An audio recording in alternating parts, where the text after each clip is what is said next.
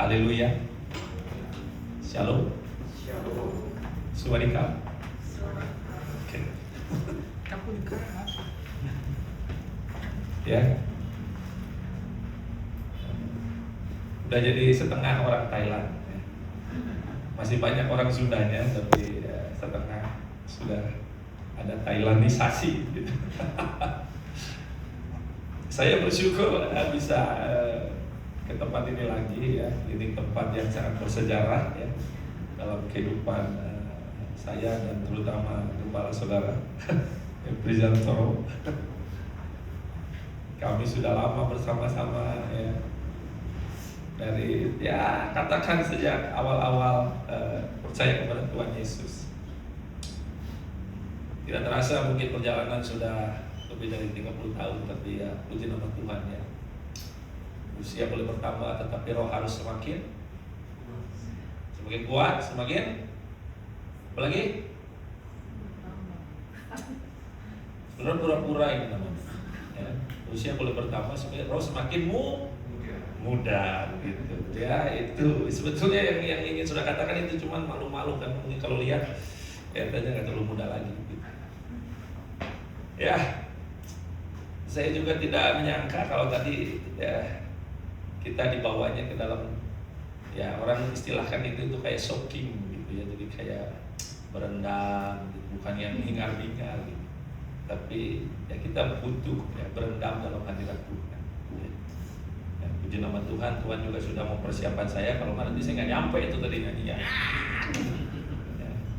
Sebab itu bahasa yang bernuansa malaikat tinggi sekali ya. Ya, tapi kalau saudara sering masuk ke hadirat Tuhan, saudara akan mengalami hal-hal seperti itu, dan itu perlu saudara alami sesering mungkin ya. Karena ya dalam penyembahan dalam nuansa seperti tadi itu kayak meresap gitu, benar-benar ke dalam ya. Kalau saudara kan kadang-kadang kita tahu ya, kalau salah satu cara pengobatan tuh ya berendam di air panas gitu. Nggak ngapa-ngapain, cuma berendam aja gitu. Nanti mineral-mineral yang adanya itu, yang air panas dari alam itu yang akan menyembuhkan. Nah itu gambarannya kira-kira kalau kita soaking itu banyak hal yang akan disembuhkan, dipulihkan di dalam diri kita. Jadi saudara perlu sering-sering melakukannya ya.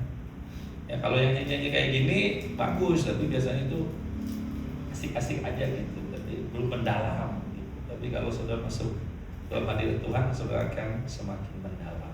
Nah, kita tahu ya Tuhan Yesus itu ya 2000 tahun yang lalu jadi manusia.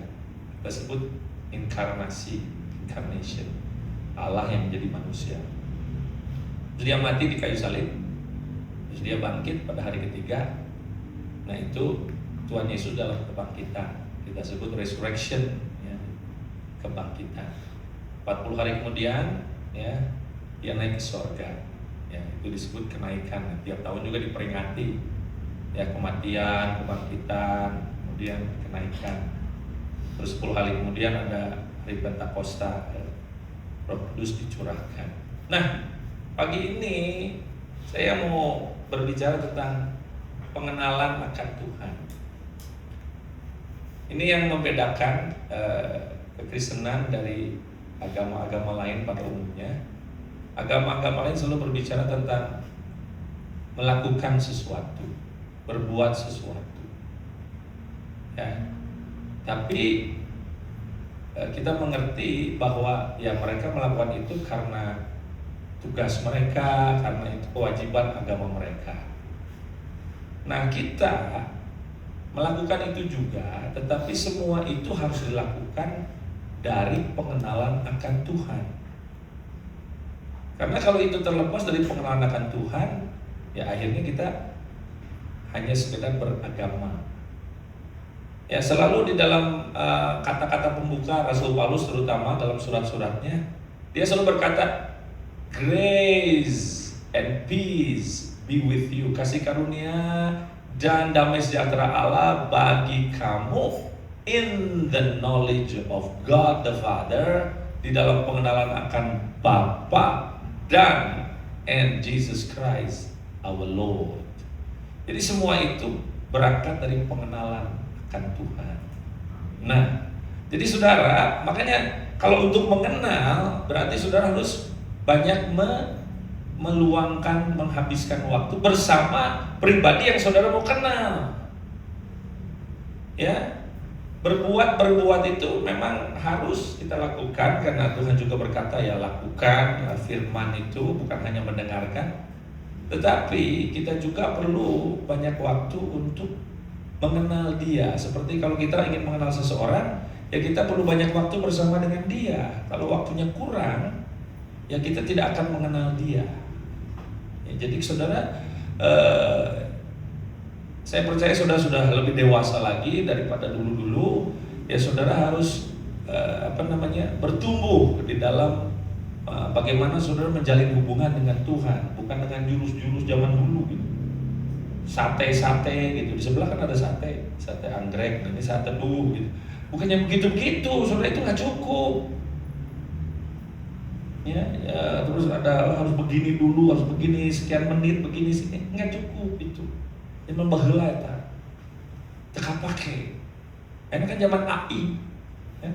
Saudara punya tuaku, tuai, ya AI sekarang banyak di sini ya. Jadi saudara banyak. Ya, si AI ini sekarang menggejala di seluruh dunia ya. Jadi dia makanya kehidupan juga berubah gara-gara itu. Nah, dalam konteks rohani ya saudara jangan mengandalkan apa yang saudara pernah lakukan dahulu. Saudara perlu mengembangkan itu. Nah, mari saya kasih dulu ayatnya ya, sesuatu yang berhubungan dengan itu. Wahyu pasal yang ke-17 ayat yang ke-14. Nah, ini sudah ada Tuhan Yesus di kayu salib. Wahyu pasal yang ke-17 ayat yang ke-14. Boleh ditampilkan?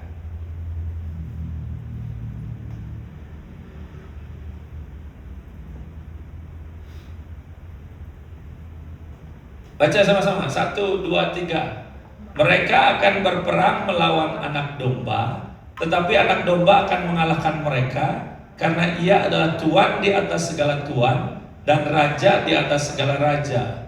Mereka bersama-sama dengan dia juga akan menang, yaitu mereka yang terpanggil, yang telah dipilih dan yang setia. Terpanggil, terpilih dan setia.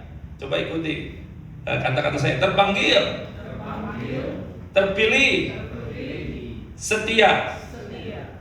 Nah, ketiga kata kunci ini itu berhubungan dengan pengenalan akan Tuhan. Terpanggil, terpilih, dan setia. Tadi saya sudah singgung dari awal bahwa ada 3 peristiwa penting dalam konteks kedatangan Tuhan Yesus. Yang pertama, yaitu dia menjelma menjadi manusia, incarnation, ya, yaitu mukanya mulai dia lahir sampai dia mati. Kemudian dari kebangkitan sampai sebelum dia naik itu resurrection, ya, kebangkitan. Tuhan Yesus dalam penjelmaannya, Tuhan Yesus dalam kebangkitannya, dan kemudian yang terakhir dia naik ke sorga, ascension, itu kenaikan ke sorga, dan kemudian kita tahu dia duduk di sebelah kanan Allah Bapa. Nah, saya yakin saudara, karena bukan baru ya, saudara juga tahu bahwa Allah menyuruh Musa membuat kemah tabernakel yang terbagi menjadi 3 bagian, atau kemah suci atau bait suci ketika zaman Salomo itu dibagi menjadi 3 bagian. Ada pelataran, ada ruang kudus, ada ruang maha kudus. Nah, saya mau kasih tahu saudara bahwa ketika Tuhan Yesus menjelma menjadi manusia, Allah menjelma menjadi manusia, Allah itu keluar dari ruang maha kudus ke pelataran. Ya, saya katakan sekali lagi, ketika Allah menjadi manusia, dia mengenakan tubuh daging. Tahukah saudara bahwa dia itu keluar dari ruang maha kudus ke pelataran? Ya, kalau dalam konteks kemah suci itu ke yang paling luar. Oleh sebab itu, dia harus, kalau Allah keluar dari ruang maha kudus, apalagi sampai ke pelataran yang paling luar, dia harus menyembunyikan kemuliaannya. Karena kalau dia tidak menyembunyikan, hancur semua manusia. Seperti zaman waktu perjanjian lama ketika Allah mau datang menemui umat Israel di Gunung Sinai. Ketakutan mereka. Allah datang dengan guntur, dengan dengan kilat, dengan asap, dengan api, dengan gempa bumi. Wah! Datang dengan kemuliaan yang enggak tahan. Jadi dia harus menyembunyikan kemuliaannya pakai tubuh daging. Tahukah bahwa Allah yang kita kenal dalam Tuhan Yesus itu, dia itu Allah di pelataran. He had to hide his glory untuk bisa berinteraksi. Kalau enggak ada yang tahan. Itu Allah di pelataran. Nah, dalam konteks waktu dia sudah mati dan bangkit, lihat, yang boleh ada di pelataran itu umat Israel boleh masuk bawa korban. Tapi umat itu nggak boleh masuk ke ruang kudus, hanya imam yang boleh masuk. Oleh sebab itu ketika Tuhan Yesus bangkit dari kematian, dia nggak menjumpai semua orang, hanya orang-orang tertentu yang sudah dalam tanda kutip menjadi imam, bukan orang biasa lagi.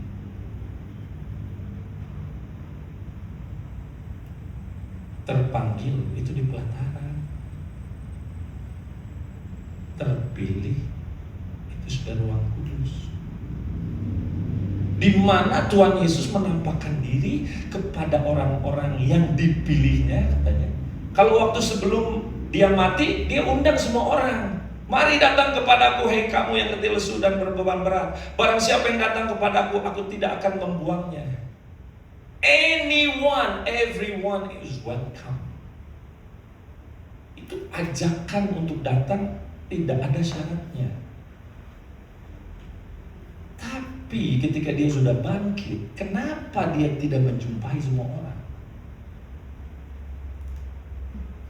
Hanya orang-orang yang terpilih itu yang dijumpai. Dan ketika dia menjumpai mereka, cara menjumpainya, wujud menjumpainya nggak sama ketika dia belum mati. Makanya murid-muridnya yang sudah sehari-hari bersama dia pun waktu ketemu gak kenal. Alkitab mengatakan Yesus menampakkan diri dengan berbagai rupa. Sebelum mati dia wujudnya Yahudi, orang Israel, sama dengan bangsa di mana dia berada. Tapi ketika dia memunculkan diri sesudah dia bangkit, muridnya aja nggak kenal siapa ini. Hanya ketika dia melakukan sesuatu membukakan mata mereka. Yesus sebelum mati everything is physical. Tapi ketika sudah bangkit dari kematian, secara fisik mereka berdekatan tapi tetap tidak mengenal. Karena cara pengenalannya sudah tidak seperti sebelumnya.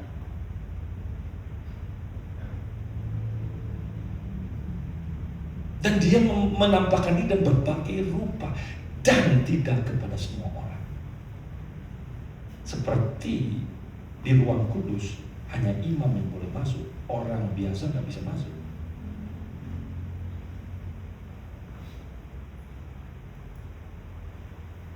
Setelah menampakkan diri 40 hari kepada orang-orang yang dipilihnya,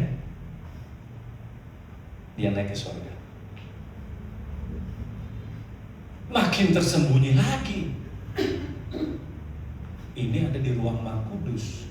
Dulu di ruang Maha Kudus sebagai Allah, sekarang di ruang Maha Kudus sebagai manusia Allah. Dia sudah jadi manusia dan kembali dia tidak menanggalkan kemanusiaannya, tetap manusia, manusia Allah yang ada di ruang Maha Kudus. Enggak semua murid-muridnya bisa lihat ini. Orang pertama yang melihat ini dengan terhormat adalah Stefanus.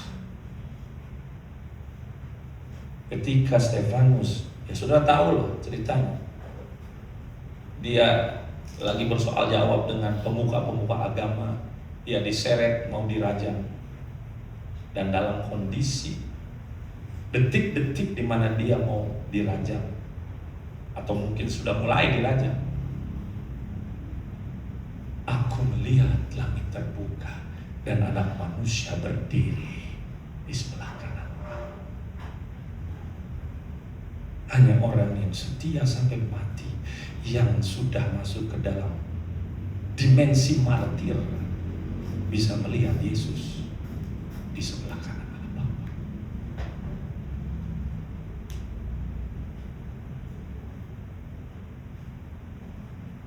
Hanya Stefanus yang lihat Yesus di ruang bagus. Setia. Kata setia di sini adalah setia sampai mati, bukan setia sampai tua, bukan. Kita ini suka salah, setia sampai tua. Tua tapi murtad atau bertobat nggak ada gunanya. Setia sampai mati artinya rela menyerahkan nyawanya. Baru dapat kehormatan bisa lihat Yesus di ruang Maha Kudus di surga.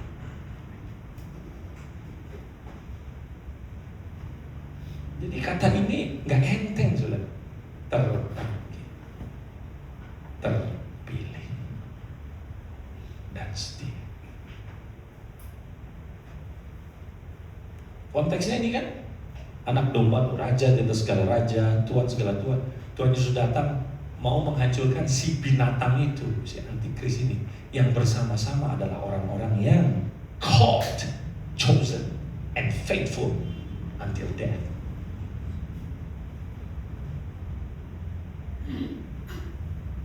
Jadi saudara, kita selalu Tuhan di gereja selalu gitu kan. Saudara-saudara, saudara percaya bahwa Tuhan Yesus tetap sama dahulu sekarang sampai selamanya. Amin.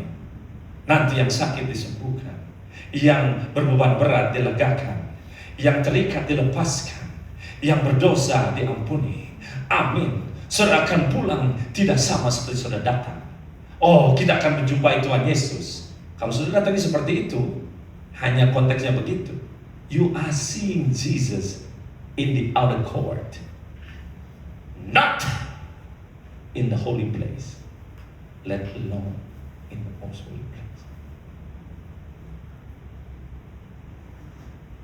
Dan itu kegemaran daripada umat Tuhan, hanya mau melihat Yesus di pelataran saja. Sembuhkanku, berkatiku, lepaskanku, tolong usahaku, pulihkan keluargaku. Puji Tuhan untuk semua itu. Tapi kalau saudara sudah ikut Tuhan relatif lama, begitu-begitu saja, saudara bukan hanya mandek, saudara backslide, mundur.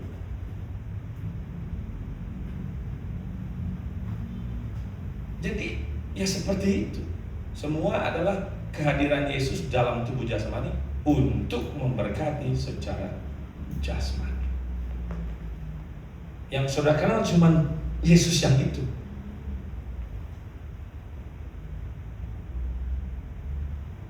Itu sebabnya karena Tuhan Yesus tidak akan menampakkan diri kepada orang-orang yang begitu dengan dalam kebangkitan. Kenapa saudara? Dia hanya menampakkan diri kepada orang-orang tertentu setelah dia bangkit. Siapa mereka ini? Nah, saya jelaskan lebih lanjut. Terpanggil untuk, paling mendasar, percaya. Itu umum, itu tidak bersyarat. Terpanggil untuk percaya, tetapi ada lanjutannya. Terpanggil untuk mengikuti dia. Kita tahu perintah terbesar, dan Yesus sendiri menyebutkan, dari semua hukum adalah kasihilah Tuhan Allahmu dengan segenap hati, segenap jiwa, segenap akal budi, segenap kekuatan. kasihlah orang lain sesamamu seperti dirimu sendiri. Itu perintah terbesar. Tapi perintah pertama apa? Yang pertama dalam konteks ini ya, Yesus memulai pelayanannya setelah dia mempersiapkan diri 30 tahun, dibaptis Roh Kudus, dibaptis air, di padang gurun 40 hari, dan dia kemudian mulai mendatangi orang-orang untuk melayani. Apa yang dia katakan? Bertobatlah, sebab kerajaan surga sudah dekat. Itu secara umum dia ngomong sama orang-orang. Repent, for the kingdom of heaven is at hand. Repent, repent. Ya, saudara sudah tahu kan, bertobat itu bukan cuma berhenti, tapi karena kita semua sedang menjauh daripada Allah, makin lama makin jauh. Disebut dengan bertobat itu berhenti, kemudian berbalik, dan kemudian sekarang mendekat kepada Tuhan. Jadi tadinya menjauh, sekarang mendekat. Begitu mau mendekat, ada perintah lanjutannya. Ketika Tuhan Yesus menemui orang-orang secara pribadi, ya, untuk orang khalayak umum dia bilang bertobatlah. Pribadi-pribadi dia bilang follow me. Dipanggil untuk mengikuti. Apa yang Yesus bilang kepada para nelayan itu, terutama Petrus? Ikut aku maka aku akan menjadikan. Ikut aku maka aku akan menjadikan. Datang kepada Yesus diberkati, ikut Yesus dijadikan. Datang kepada Yesus, yang sakit disembuhkan, yang terikat dilepaskan, yang berbeban berat dilegakan, tapi tidak dijadikan. Artinya lu masih sama gitu. Cuma situasi lu dirubah, persoalan lu dipecahkan, tapi lu nya masih sama. Kalau pengen dirubah, nggak boleh cuma datang, ikut. Follow me and I will make you. Follow me and I will make you. Follow me and I will make you. You are a fisherman, Peter. Follow me, I will make you a fisher of men.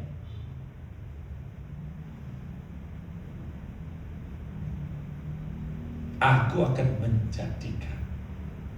Itu orang gak mau tuh. Maunya cuma diberkati. Karena begitu dijadikan. Karena kalau kata mengikut, saudara bacalah di dalam Injil. Mengikut berarti meninggalkan. Leaving everything, houses, brother, sisters, mothers, even wife, lands. Oh, berat yang itu. Oleh sebab itu berhenti di situ. Tapi untuk yang akhirnya berani meninggalkan, murid-muridnya, saudara tahu kan, mereka ikut, benar-benar meninggalkan. Yang paling jelas Matius ya. Ya kita cuma ketawa Matius pemungut cukai, waduh di mejanya penuh dengan uang. Kok bisa ya begitu ada orang yang dia tidak kenal langsung bilang ikut aku, terus dia pergi gitu tinggalin, ini duit banyak gitu.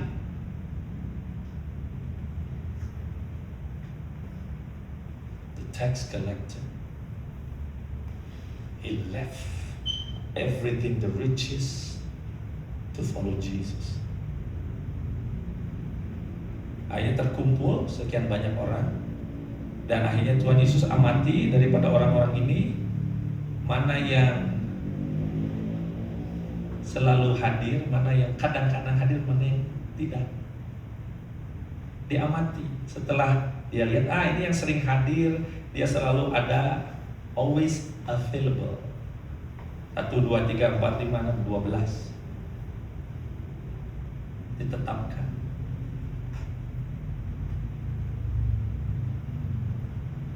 Yang dipanggil ini dipilih mulai dari 12. Ketika sudah dipilih, Yesus mulai ngomong sama mereka, I will no longer call you servants, because the servant does not know what his master is doing. But from now on I will call you friends, because whatever I hear from my Father, I will make known to you. rahasia yang mulai dipercayakan. Saudara kan gak mungkin mempercayakan sesuatu yang rahasia yang pribadi kepada pembantu, kepada orang yang hanya membantu saudara datang dan pergi, tapi kepada sahabat, apalagi yang karib. Wah ini ada sesuatu nih. Gue mau cerita sama lu. Dipanggil melayani ikut Yesus, lagi kemudian dipilih menjadi sahabat, dipanggil untuk datang dan ikut. Kenapa bilang dipilih? Waktu Tuhan Yesus bilang bahwa mulai saat ini aku tidak menyebut kamu lagi hamba, karena hamba tidak tahu apa yang dilakukan oleh tuannya, tapi aku menyebut kau sahabat, karena apa yang aku dengar dari Bapa aku menyatakannya kepadamu. Bukan kamu yang memilih aku, tapi aku yang memilih kamu. Memilih apa? Untuk pergi. Pergi. Bukan untuk cici. Indeed. Indeed ada dua bahasa. Dalam bahasa Inggris indeed, dalam bahasa Sunda indeed maneh gitu tak. Untuk indeed. Ini indeed yang mana? Saudara orang Sunda kan ya. Mantok. Dipilih untuk pergi. Yang gak mau pergi sudah lihat Yesus di pelataran.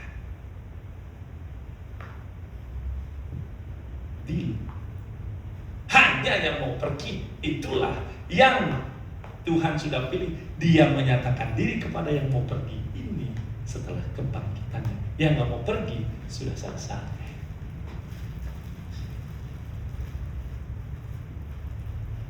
So, pengenalan saudara sama Tuhan sampai di mana? Itu bukan dia yang nentuin, itu saudara. Kerelaan saudara mau sampai di mana dengan Tuhan?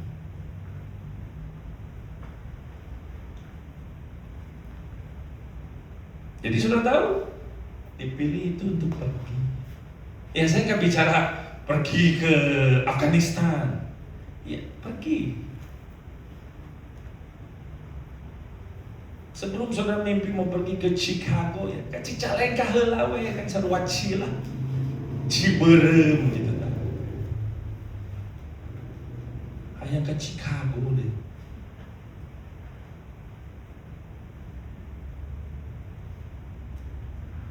Lima tahun loh sejak saya mulai ya. Saya tahu kan saya berangkat dari after school. Kita berempat, saya bertiga karena memang Tuhannya Tritunggal, hiji kudu kalung. Fantastic Four jadi Trinity, coba bayangkan.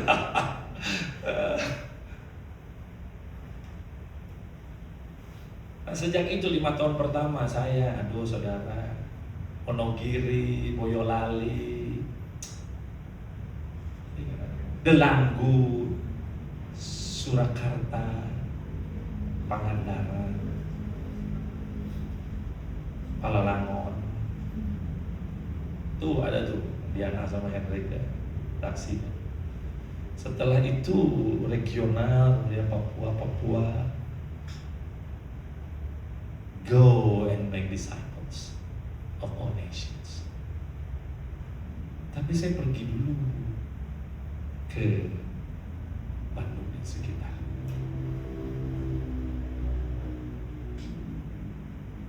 Dipilih untuk pergi. Nah, ini masih di luar. Setia ini dalam konteks faithful until death. Makin tersembunyi lagi Tuhannya. Tapi ketika ada orang yang mau mati buat dia, Stefanus, disingkapkan. Stefanus melihat, aku melihat anak manusia. Saudara tahu kan, dia kan harusnya duduk, dia berdiri. Ya secara manusia mungkin diartikan sebuah penghormatan, kayak orang standing ovation secara manusia. Tapi saya pikir secara rohani itu maksudnya, kenapa Tuhan Yesus dari duduk sampai berdiri? Itu tuh seperti dia udah mau datang lagi. Jadi duduk, terus lihat Stephen ini, kamu dia mau datang. Ada orang yang rela mati buat dia. Oleh sebab itu, yang harus terjadi sebelum kedatangan Tuhan Yesus yang kedua adalah banyak orang yang memberi diri menjadi martir. Sebelum itu ada, He will not come. Take it from me, before that happens, He will not come.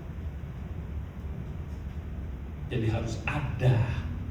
Ya, saudara baca kan di kitab Wahyu, materi kelima, ada martir-martir. Ya, coba buka dulu Wahyu pasal 6.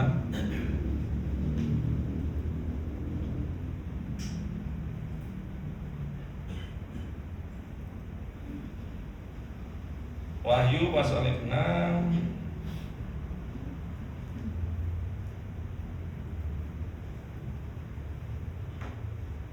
ayat yang ke-9. Dan ketika anak domba itu membuka materi yang kelima, aku melihat di bawah mezbah jiwa-jiwa mereka yang telah dibunuh oleh karena firman Allah dan oleh karena kesaksian yang mereka miliki. Ini martir. Kemudian 10. Dan mereka berseru dengan suara nyaring, katanya, berapa lamakah lagi ya penguasa yang kudus dan benar, engkau tidak menghakimi dan tidak membalaskan darah kami kepada mereka yang diam di bumi. 11. Dan kepada mereka masing-masing diberikan selai jubah putih, dan kepada mereka dikatakan bahwa mereka harus beristirahat sedikit waktu lagi. Nah, ini perhatikan, hingga genap jumlah kawan-kawan pelayan dan saudara-saudara mereka yang akan dibunuh sama seperti mereka. Hingga genap jumlah, ada kuotanya. Sebelum tergenapi belum akan dibalaskan. Pembalasan ini ada dua sisi. Satu, pembalasan kepada orang yang memang berbuat demikian, dihakimi. Tapi pembalasan ini juga bisa berarti maksudnya, apakah engkau membiarkan kematian kami sia-sia? Mana kebangunan rohaninya? Mana kegerakannya? Masa kami mati terus tidak ada kegerakan? Maksudnya dia juga menantikan, mana balaskan? Artinya upahi kami. Oh, kami sudah mati, mana kok bangsa-bangsa ini belum mengenal Tuhan? Jadi mereka menunggu itu. Menunggu untuk, orang bilang the revival, orang bilang pokoknya akan ada sebuah kebangkitan yang besar, akan ada transformasi kota-kota dan negara-negara gitu. Maksudnya itu dibutuhkan martir. Dan ternyata sampai sekarang belum cukup.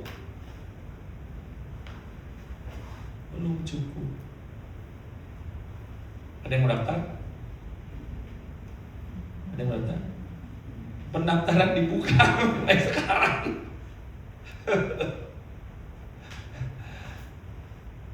Daftar mau diberkati 10 kali lipat, 100 kali lipat pasti banyak. Daftar menggenapi jumlah ini, utuslah dia, hadiah. Pokoknya not me, him, or her.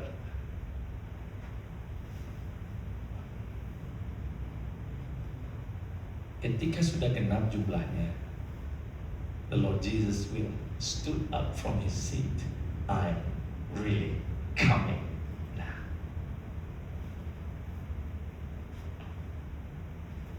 Setia itu sampai, ya, jangan jadi setia sampai tua, ya, setia sampai mati.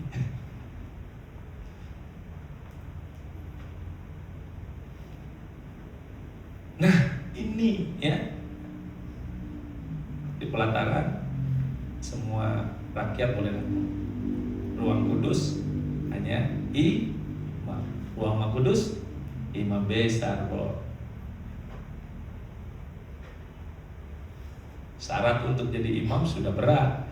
Ada, kan disebut juga kudus, maha kudus. Pelataran nggak ada kata kudus, karena itu unconditional. Saudara mau berdosa juga, ya saudara berteriak, sembuhkan aku, Tuhan mungkin masih sembuhkan. Karena itu pelataran. Di pelataran adalah the goodness of God, mercy. Ada orang yang udah lama 38 tahun yang lumpuh di kolam Bethesda nungguin gitu, karena nanti ada malaikat turun, kemudian airnya stir gitu ya, Jadi ada orang yang membuat air itu what is it in Indonesia?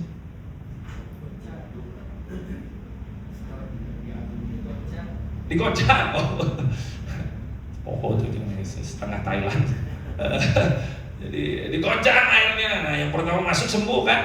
Ya dia mana bisa ketinggalan terus. Yesus datang, nggak ngomong aku Yesus, Allah yang jadi manusia. Mana yang cagir? Langsung ditanya gitu. Ya mau lah, aku dia kan langsung pikiran yang ini nih, sebut dengan pikiran yang sudah terkunci dengan tradisi, dengan kondisi.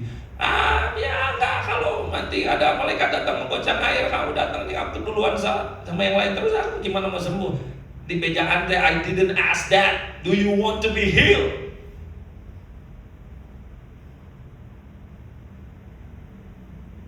Angkatilah mulut. Ada iman? Nggak ada. Ada pengenalan Yesus? Nggak ada. Goodness of God, mercy. Ada beberapa contoh yang lain.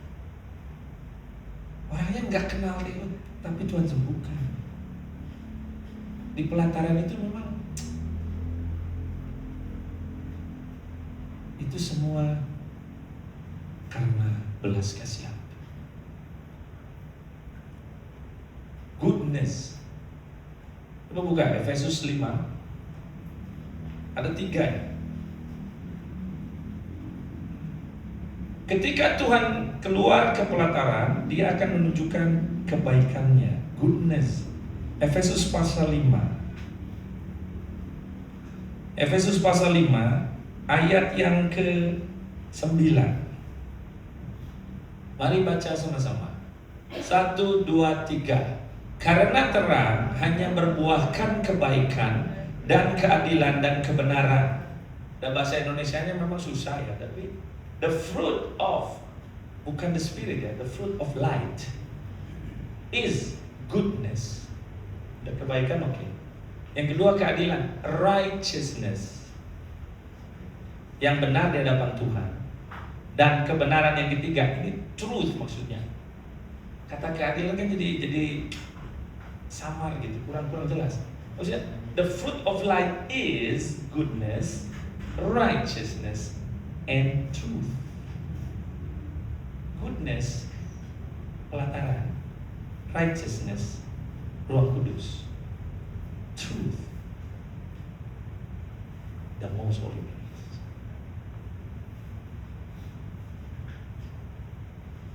Ketika Tuhan keluar ke pelataran, dia menunjukkan kebaikannya. Dalam goodness itu, the goodness of God, the mercy, the grace, dan seringkali itu tidak bersyarat. Kalau ada iman ya dia disambut, tapi kalau nggak ada pun, you still receive the grace. Goodness, righteousness, harus ada iman. Kita dibenarkan oleh iman, dan iman dianggap kebenaran. And God count our faith as righteousness. Untuk bisa mengalami the righteousness of God, apa yang benar di hadapan Tuhan, harus ada iman. Nah ini bicara soal yang kedua itu tadi, di ruang kudus. Saudara akan lebih pasti ada iman, pasti sudah akan mengalami kebenaran Tuhan, the righteousness of God. It's guaranteed. Truth, kita disebutnya kebenaran, realita, the eternal reality. Katakan seperti ini. Saya cuma mau kasih gambarannya. Misalnya, saudara punya utang, aduh nggak bisa bayar. Ya, saudara, ya katakanlah, mungkin nggak punya iman, tapi saudara berteriak, Tuhan tolong nih, kalau nggak nanti ini apa rumah disita, atau kemudian saya nggak bisa menyekolahkan anak. Punya saudara, Tuhan baik, ditolong. Ya, tak gimana caranya, mungkin saudara bisa lepas dari utang. Cuman itu, Nah, tapi kalau hanya di situ, saudara belum akan mengalami sebuah kehidupan yang diberkati. Dalam arti, ya katakan ini, saya akan cuma pakai ilustrasi. Saudara akan diberkati kerjaan, saudara bisa dapat kerja, saudara diberkati segala macam. Nah, perlu iman di situ. Karena lihat kalau hutan kan saudara lagi terjepit tuh, kayak mau di pinggir jurang, saudara udah masuk jurang, udah luka-luka, ditarik ke atas, diangkat ke atas. Karena ada orang lewat itu, the good Samaritan. Tuhan tolong saudara. Sekarang udah di atas, udah pulih. Saudara mulai kerja untuk saudara ini ya. Dengan iman ada berkat. Ini hanya gambaran. Ada berkat. Iman makin besar, berkat makin besar. Sampai satu saat saudara ada di dalam the truth. Kalau the truth, kalau tadi ya kita kerja, Tuhan berkati. Kalau the truth, gimana menjelaskannya? Pokoknya nanti bukan kita kerja Tuhan memberkati, kata Alkitab, Tuhan akan memerintahkan berkat. The blessing will come to you. He will command the blessing. Jadi banyak hal yang datang supranatural gitu. Kok bisa? Kok ini datang? You are living in truth.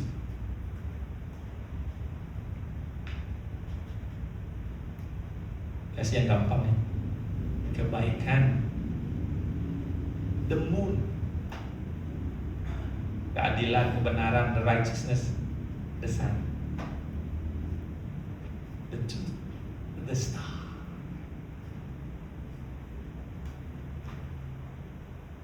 Sinar bulan. Sinar bulan tidak bisa menghilangkan kegelapan. Sinar bulan hanya memberi cahaya di tengah kegelapan. The goodness of God. Itu kayak di pelataran. Kesembuhan, kelepasan, iya. Tapi hidup saudara masih ada gelap-gelapnya. Tapi ketika sinar matahari, kegelapan hilang, diganti righteousness.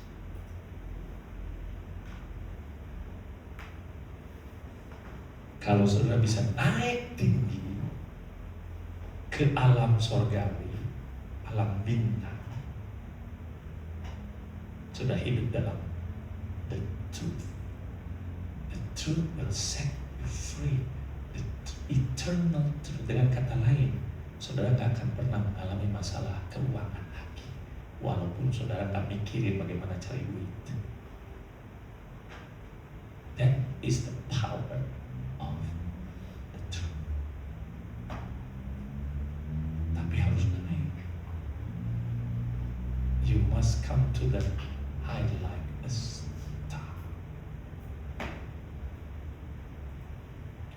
Nah, saya mau ngajak saudara untuk ayo gitu, jangan pengenalan akan Tuhan saudara itu hanya Tuhan Yesus yang jadi manusia. Ya ketika saudara sakit ya silakan, dengan bilur-bilurnya harus sudah disembuhkan.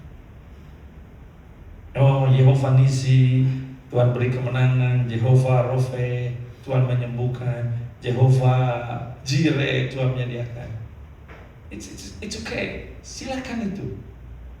But please go deeper. Nah, gimana caranya? Aku pengen mengenal lebih dalam lagi. Aku ingin mengenalmu, Tuhan, lebih dalam dari semua yang ku kenal. Mane hayang na gitu, tapi embung-embung ini kumaha.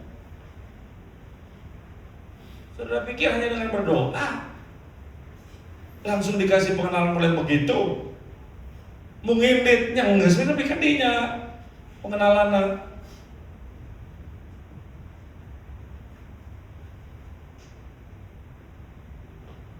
Tantangan saya udah pergi, tapi tantangan saya jujur aja, itu yang terakhir itu masih setia sampai mati.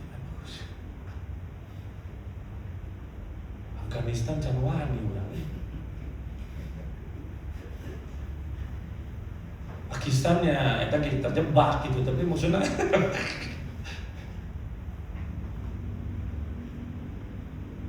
tantangan juga. Setiap kita ya nggak ada yang udah sampai, cuman bergeraklah.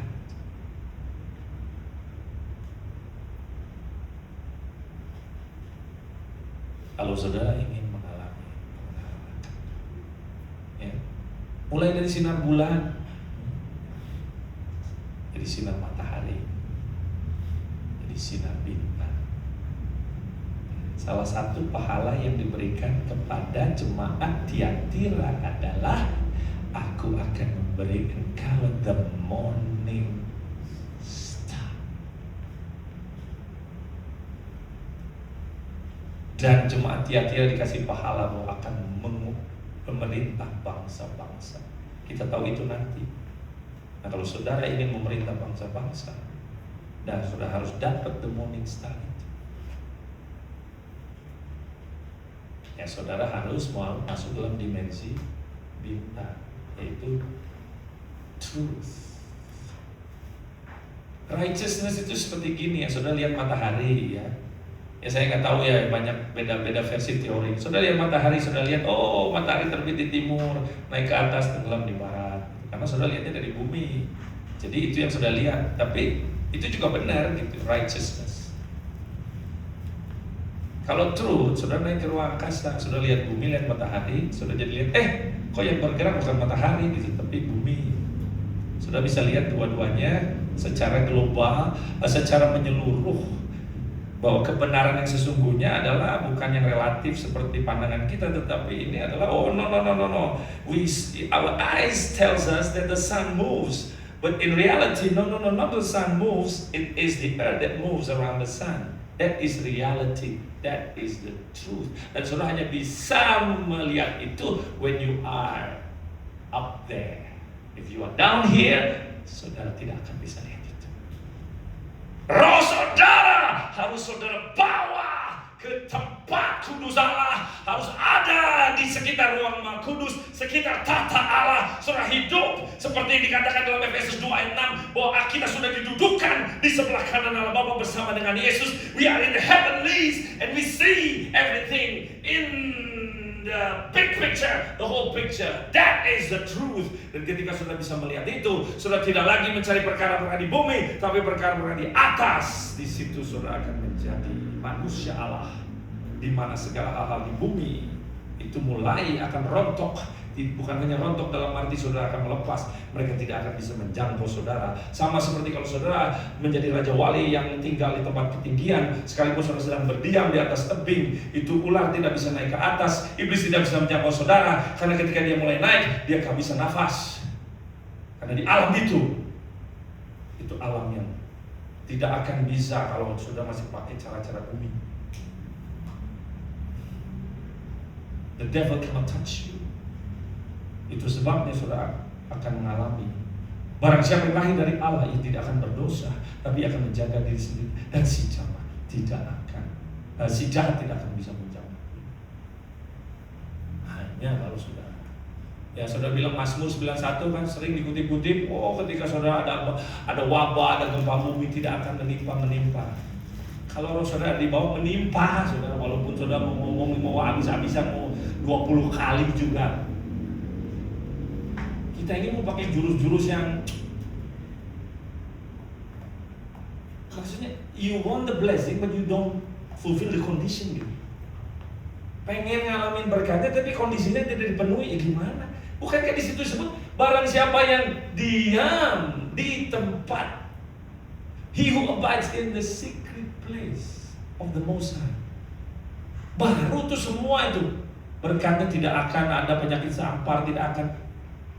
Sudah diam di secret place of the Most High atau diam di jalan Riau? Gimana nggak kena ya kalau di situ ada gempa bumi? Benar, walaupun aku diam dalam kediaman.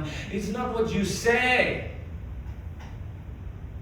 You must take your spirit there. Baru saudara akan. Kali si iblis ulang naik deh. Bye bye. Mulai gak bisa nafas. Kurang oksigen. Tidak bisa naik. Makanya kalau Raja Wali berkelahi dengan ular, dia selalu akan bawa ularnya ditangkap, dicengkram, bawa ke atas dulu.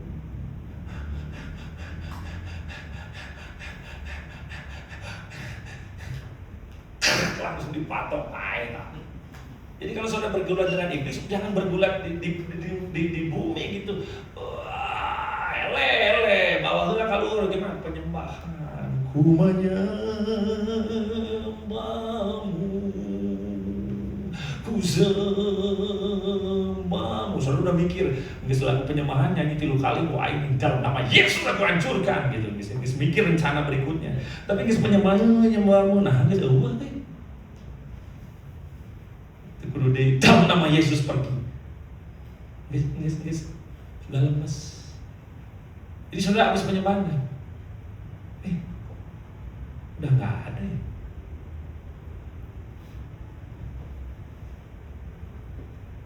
Kalau di bawah, nah, bisa sih, Yesus. Nah, 1000 kali kita ini dihadap sih ya orang, it's my place. Naik saudara. Jadi matahari dulu lah. Nanti jadi bintang. Kurangnya masih kejauhan sih, kan? Bintang kejora, bintang.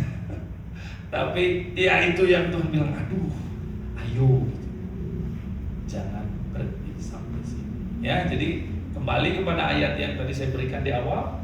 Mari kita pastikan kita menjadi orang yang terpanggil, terpilih dan setia sampai muda. Berarti sekarang masih kecil. Ya, setia sampai mati, bukan karena kelemahan, tapi ya, jadi kalau saudara nanti ya, kalau saudara tidak punya rohnya, saudara tidak naik tinggi, nanti setia sampai tua gitu, makin lama makin lemah, makin lama makin ya. Jangan begitu saudara. Kita punya Tuhan yang bisa membuat kita menyelesaikan tugas kita dalam kemuliaan. Jadi mati jangan jika hayam dipencit, tapi matilah seperti Raja Wali yang mati katanya konon ya, dia terbang ke matahari. Kita mati dengan gagah. Mati dipencit, gagah kira-kira. Tidak ada kegagahan di situ yang mati dipencit ya. Mati gitu habis tentara habis perang di Afghanistan sudah rela menyerahkan nyawanya tapi nggak mati, tapi dia sudah peluru udah di kiri kanan dan akhirnya lolos terus, sudah ditangkap bisa meloloskan diri, pulang sebagai pahlawan, pulang dapat penghargaan. Dia main ke pantai, jangan mau santai duduk di bawah pohon kelapa, ayah kalapa, murah, kena kuluna terus pae. Tentara yang begitu luar biasa sudah mendapat jasa penghargaan, akhirnya meninggal dunia. Kira-kira layak tidak untuk dimakamkan di Taman Pahlawan, dan mengatakan bahwa kematian terjadi karena ada kelapa yang jatuh ke kepalanya. Rasanya kurang pas. Ya, jadi saudara kalau bilang sudah ada pahlawan Tuhan, jangan sampai mati karena dipencit. Ya, dipencit kata berarti kata ayat yang lain-lain, jangan sampai begitu. Matilah di Afghanistan karena menunaikan tugas dan mulia bagi nama Tuhan. Ya, pendaftaran di Afghanistan sudah dibuka, Rawan sebagai orang yang siap menerima pendaftaran itu gratis. Tidak ada biaya sama sekali. Ya, jadi mari saudara, ya maksudnya kita dengan Tuhan lebih serius, lebih lebih dalam lagi dalam pengenalan. Ya, saya ajak di musik boleh ke depan.